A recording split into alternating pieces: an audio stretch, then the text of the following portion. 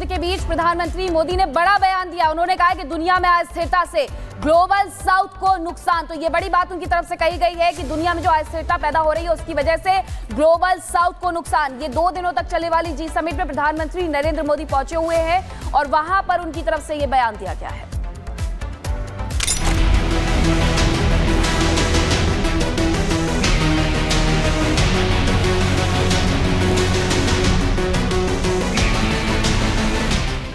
मोदी का दिखा जलवा, कनाडा से सुधरेगा रिश्ता।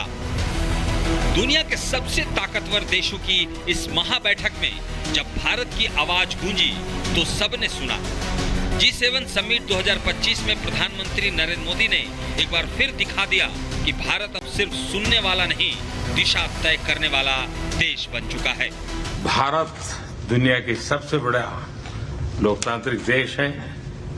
पिछले दिनों G20 समिट की अध्यक्षता के रूप में भारत ने विश्व के लिए अनेक उपकारक ऐसे इनिशिएटिव लिए हैं। आज G7 के अंदर G20 में भारत ने जो मजबूत नींव रखी है उसको एक प्रकार से नए स्वरूप में G7 में उसके एग्जीक्यूशन की दिशा में ले जाने में एक बहुत बड़ा अवसर है और भारत इस अवसर का उपयोग ग्लोबल गुड के लिए करने के लिए हमेशा इच्छुक रहा है। 2025 के G7 में मोदी का डंका सिर्फ भारत के लिए नहीं, पूरे वैश्विक दक्षिण के लिए उम्मीद की एक किरण है।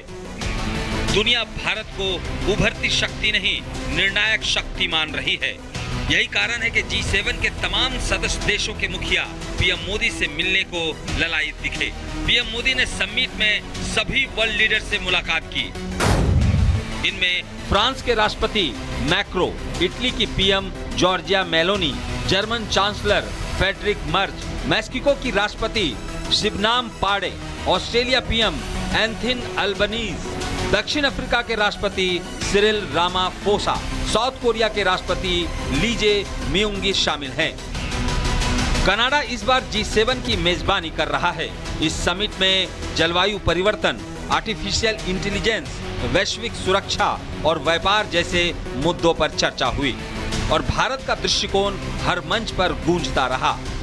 लेकिन भारत की जनता के साथ साथ तमाम देश दुनिया के मन में भारत कनाडा रिश्तों को लेकर चर्चा तेज है। सबके मन में सवाल यही है कि क्या 10 साल बाद मोदी की कनाडा यात्रा से दोनों देशों के बीच रिश्तों की कड़वाहट दूर होगी। पिछले 2 साल से भारत और कनाडा के रिश्ते सबसे बुरे दौर से गुजर रहे हैं। कनाडा की ट्रूडो सरकार ने भारत से रिश्ते खराब करने में अहम भूमिका निभाई, लेकिन कार्नी के सत्ता में आने के बाद भारत और कनाडा के संबंध बेहतर होने की उम्मीद बढ़ी है और इसकी झलक तब देखने को मिली जब कार्नी ने पीएम मोदी का पूरे जोश और गर्माहट के साथ स्वागत किया। वहीं कनाडा के पीएम की ओर से प्रधानमंत्री मोदी को दिया गया यह न्योता इस ओर इशारा कर रहा है कि कनाडा की नई सरकार भारत के साथ अपने संबंधों को बेहतर करना चाहती है। वहीं पीएम मोदी ने कनाडा के पीएम से बातचीत के दौरान यह साफ कर दिया कि भारत और कनाडा के रिश्ते हमेशा से महत्वपूर्ण हैं। भारत और कनाडा के संबंध अनेक प्रकार से बहुत ही महत्वपूर्ण है। कनाडा की अनेक कंपनियों का भारत में निवेश है। भारत के लोगों का भी कनाडा की धरती पर बहुत बड़ा निवेश है। लोकतांत्रिक मूल्यों को समर्पित कनाडा और भारत मिलकर के लोकतंत्र को मजबूत करना होगा, मानवता को मजबूत करना होगा, हमारे रिसोर्सेज का ऑप्टिमम यूटिलाइजेशन कर करके मानव जात के कल्याण के काम में कैसे ला सकते हैं, उस दिशा में हम प्रयास करते रहेंगे। पीएम मोदी लगातार 6ठी बार G7 शिखर सम्मेलन का हिस्सा बने हैं। पीएम मोदी ने G7 देशों के नेताओं के साथ एनर्जी सिक्योरिटी, टेक्नोलॉजी और इनोवेशन जैसे वैश्विक विषयों पर चर्चा की और तमाम मुद्दों पर सशक्त पक्ष रखा। आज मोदी एक ऐसे नेता बन गए हैं जिसकी बातों में आज दुनिया भविष्य देखती है। Bureau report, Republic Bharat. G7 summit में पीएम मोदी ने पहलगाम आतंकी हमले का जिक्र किया है। 22 अप्रैल को हर भारतीय की आत्मा, पहचान और सम्मान पर हमला किया गया, तो प्रधानमंत्री ने ये बड़ी बातें कही हैं। तो पहलगाम आतंकवादी हमले का उन्होंने जिक्र किया है। तो हम आपको बताएं कि ये पूरा जो हमला था, पूरी मानवता पर हमला था और आतंकवाद पर दोहरे मापदंड के लिए कोई जगह नहीं होनी चाहिए। प्रधानमंत्री ने ये बातें कही। उन्होंने आगे कहा कि आतंकवाद मानवता का दुश्मन है, लोकतंत्र की बात करने वाले हर देश का दुश्मन है आतंकवाद। अगर कोई देश आतंकवाद का समर्थन करेगा तो उसे उसकी कीमत चुकानी होगी। तो बड़ी बात G7 से पीएम मोदी का कड़ा संदेश, और उन्होंने पूरे विश्व को बताया कि आखिर भारत के साथ क्या करने की कोशिश की गई। आतंक मचाने की कोशिश की गई, आतंक को बढ़ावा देने की कोशिश की, और आतंक के समर्थकों का कैसे समूल नाश करने के लिए भारत ने अपनी तरीके से ताकत झोंकी। ये सारी बातें G7 में प्रधानमंत्री मोदी ने उठाई।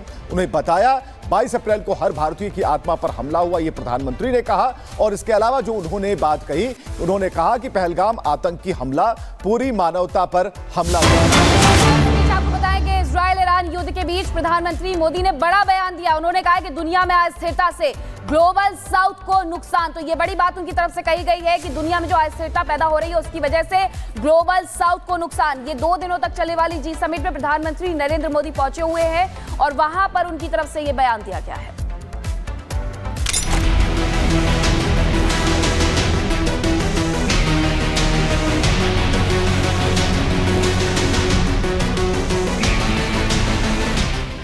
मोदी का दिखा जलवा, कनाडा से सुधरेगा रिश्ता।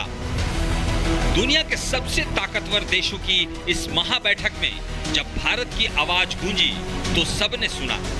G7 समिट 2025 में प्रधानमंत्री नरेंद्र मोदी ने एक बार फिर दिखा दिया कि भारत अब सिर्फ सुनने वाला नहीं, दिशा तय करने वाला देश बन चुका है।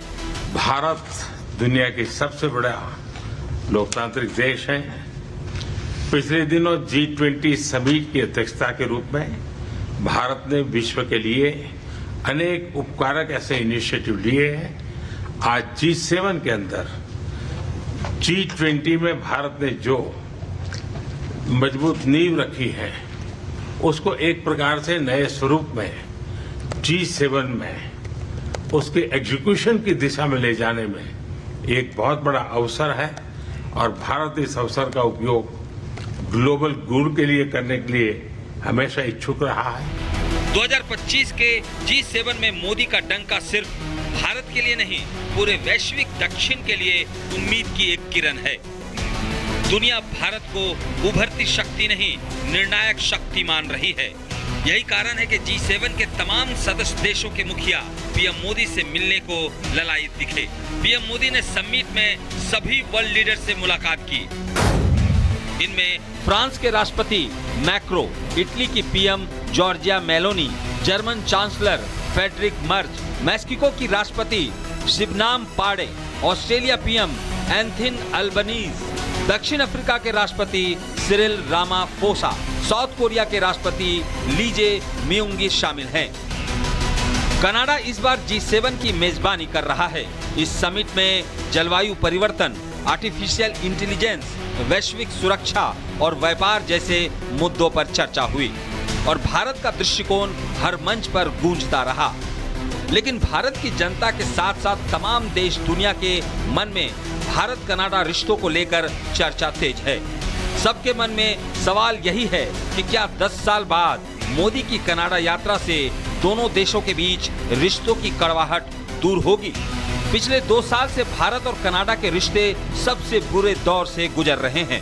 कनाडा की ट्रूडो सरकार ने भारत से रिश्ते खराब करने में अहम भूमिका निभाई, लेकिन कार्नी के सत्ता में आने के बाद भारत और कनाडा के संबंध बेहतर होने की उम्मीद बढ़ी है और इसकी झलक तब देखने को मिली जब कार्नी ने पीएम मोदी का पूरे जोश और गर्माहट के साथ स्वागत किया। वहीं कनाडा के पीएम की ओर से प्रधानमंत्री मोदी को दिया गया यह न्योता इस ओर इशारा कर रहा है कि कनाडा की नई सरकार भारत के साथ अपने संबंधों को बेहतर करना चाहती है।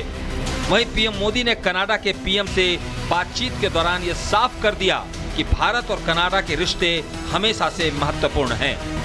भारत और कनाडा के संबंध अनेक प्रकार से बहुत ही महत्वपूर्ण है। कनाडा की अनेक कंपनियों का भारत में निवेश है। भारत के लोगों का भी कनाडा की धरती पर बहुत बड़ा निवेश है। लोकतांत्रिक मूल्यों को समर्पित कनाडा और भारत मिलकर के लोकतंत्र को मजबूत करना होगा, मानवता को मजबूत करना होगा, हमारे रिसोर्सेज का ऑप्टिमम यूटिलाइजेशन कर करके मानव जात के कल्याण के काम में कैसे ला सकते हैं, उस दिशा में हम प्रयास करते रहेंगे। पीएम मोदी लगातार छठी बार G7 शिखर सम्मेलन का हिस्सा बने हैं। पीएम मोदी ने G7 देशों के नेताओं के साथ एनर्जी सिक्योरिटी, टेक्नोलॉजी और इनोवेशन जैसे वैश्विक विषयों पर चर्चा की और तमाम मुद्दों पर सशक्त पक्ष रखा। आज मोदी एक ऐसे नेता बन गए हैं जिसकी बातों में आज दुनिया भविष्य देखती है। Bureau report, Republic Bharat.